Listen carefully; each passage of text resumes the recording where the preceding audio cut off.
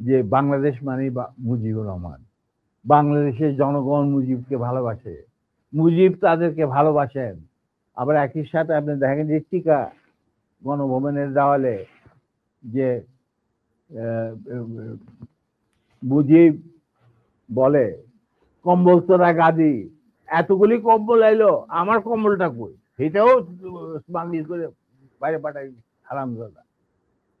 এদের নিয়ে আপনার রাজনীতি করতেছে করেন। আবার টিকা দেখা যায় মুজিবের মাথায় গোবর, বুদ্ধি বলে কিছু নাই। আপনি আবার তুফাইল জিগান এই কথা জানলো কিভাবে জনগণ, তখন আবার তুফাইল কাজ এগুলি মুছে জলদি মুছে মুছে জলদি। চাচা, এই যে চাচার দল আপনাদের ঘিরে রাখছে, আপনি জানেন না আপনি আজকে 71-এর আগে যে মুজিব আপনি ছিলেন, সেই মুজিব আজকে আপনি না। আপনাকে জনগণ কতটা যে ঘৃণা করে, আপনি যে জনগণ কত দূরে চলে গেছেন। আমরা মাঠে ময়দানে কাজ করি, আমরা জানি দিন একদিন আসবে টাকা, আগে হোক পরে হোক দিন একদিন আসবে, যেদিন যখন গুলির বৃষ্টি শুরু হবে, সেই গুলিগুলো কিন্তু সব আপনি নিজেই ধারণ করতে হবে। আপনার চারিপাশে একজন লোককে খুঁজে দেবে। আসি, সালাম,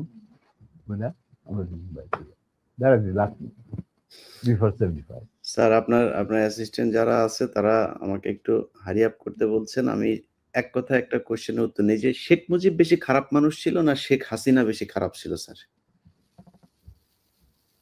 দেখো, অ্যাকচুয়ালি শেখ হাসিনা তো তখন খুবই ছোট, তার সাথে তেমন একটা ইন্টারাকশন ছিল না, বিয়ে হয়ে গেছে ওয়াজেদের সাথে। কিন্তু আমি দেখতাম যে প্রত্যেকদিন রাত্রেই মায়ের খেতে খেতে আইতো মুজিব, আমার বেগম মুজিব খাওয়াইটা এবার পাঠাই দিত। আচ্ছা, তখন সে ছাত্র রাজনীতিতে কিছু চলতি ছিল, তেমন বিশেষ কিছু না। ওর চেয়েও বড় বড় নেতা ছিল মহিলা আওয়ামী লীগে। অতএব আমি এই ব্যাপারে তেমন একটা বলতে পারবো না, তবে স্বৈরাচার হিসাবে বলতে পারবো। হ্যাঁ, আমি এটাই বলছি জি স্যার, এখনকার হাসিনার কথা বলছি জি স্যার। এখনকার হাসিনা ওয়াজ ফার মোর ভিশন এবং রক্ত পিপাসু দেন হার ফাদার।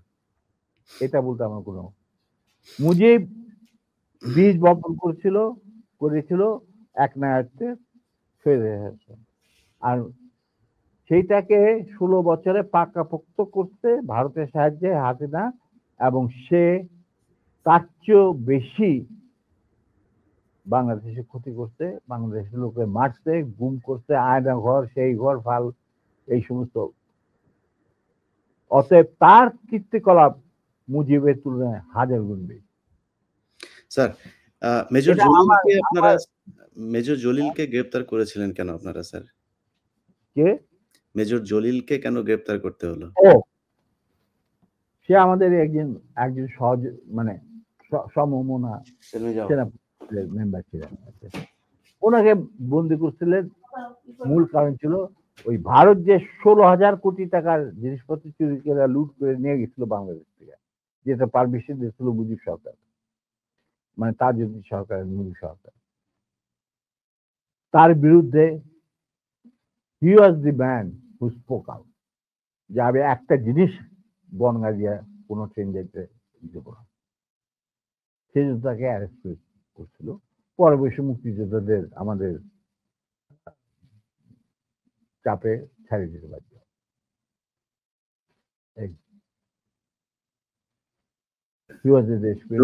জহির রায়হানের বিষয়টা কি ছিল স্যার? দেখো, আমরা তো আর্মিতে চাকরি করতাম, তো বাইরে কি হচ্ছে, তবে কিছু জানতাম। স্বপন টপন এরা ছিল সব ক্র্যাক পার্সন, সবাই কিনা। আমি তোমাকে বলবো, যুদ্ধের সময় শেষ পর্যায়ে একবার দীপুধর কলকাতাতে ভিজিট করছিল। ভিজিট করার সময় as a foreign minister Khondkar Mushtaq তার অনারে একটা চা চক্রের বন্দোবস্ত করে 19 নম্বর থিয়েটার রোডে। মানে মুজিবনগর সরকারের পীঠস্থান।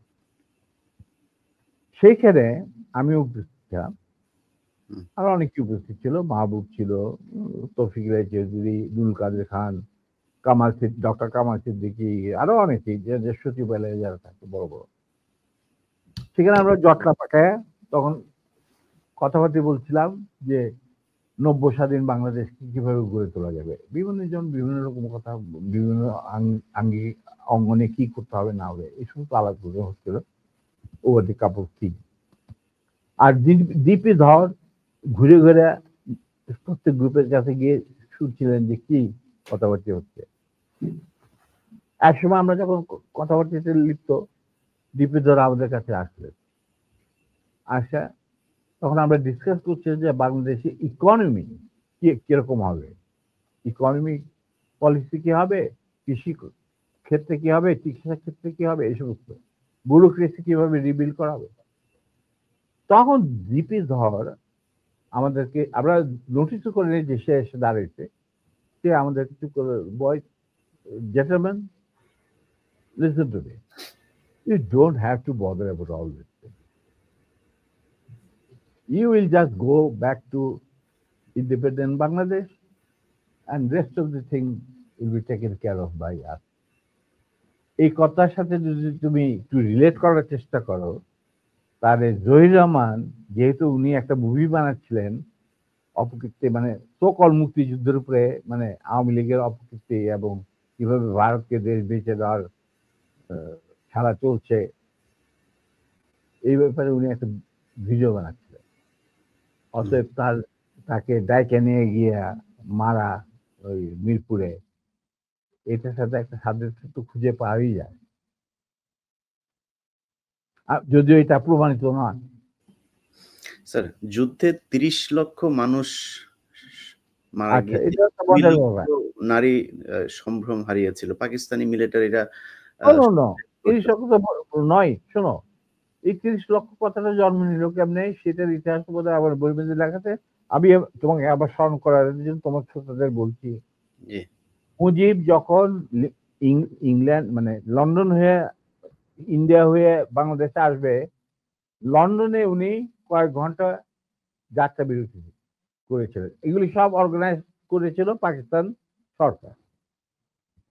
তখন তার সাথে দেখা করতে যায় সিরাজ ভাই, বিবিসির বাংলা বিভাগের হেড, আর বাংলাদেশের মিশনের ইনচার্জ রেজাইল করি, ফরেন মিনিস্ট্রি অফিসার, যার সাথে আমিও চাকরি করছি কিছুদিন, ওনার সাথে আমার জানাশোনা আছে। এই দুজন মুজিবুর রহমানের সাথে কাছে যায়, ক্ল্যারিজ হোটেলে নিয়ে তারা সবাই বিরতি, মানে যত ঘন্টা রেস্ট। তখন মুজিব তাদেরকে জিজ্ঞেস করা, আমি এটা আমাকে সিরাজ ভাই নিজে বলে দেবে। সিরাজ ভাইয়ের সাথে আমার একটা ঘনিষ্ঠতা ছিল আগে থেকে, যখন আমি ছাত্র জীবন ছিলাম। তখন উনি বাংলা বিভাগের ইনচার্জ। ডেভিড ফ্রস্ট আসছে মুজিবের ইন্টারভিউ নেওয়ার জন্য। তো মুজিব তখন সিরাজ ভাই আর এই রেজাইল করিম সাহেবকে আলাদা ডেকে নিয়ে জিজ্ঞেস করতেছে যে সত্যি কি বাংলাদেশ স্বাধীন হয়েছে নাকি আমাদের কোথাও নিয়ে মাইরে ফেলানোর বন্দোবস্ত করা হয়েছে। তখন সিরাজ ভাই ওনাকে বললেন, স্যার, মুজিব ভাই, বাংলাদেশ স্বাধীন হয়েছে, আপনি যাইতেছেন as a prime minister of Bangladesh, কিন্তু আপনি ইন্ডিয়া হয়ে যাচ্ছেন কেন সেটা আমরা বলতে পারবো না, এটা আপনার সিদ্ধান্ত।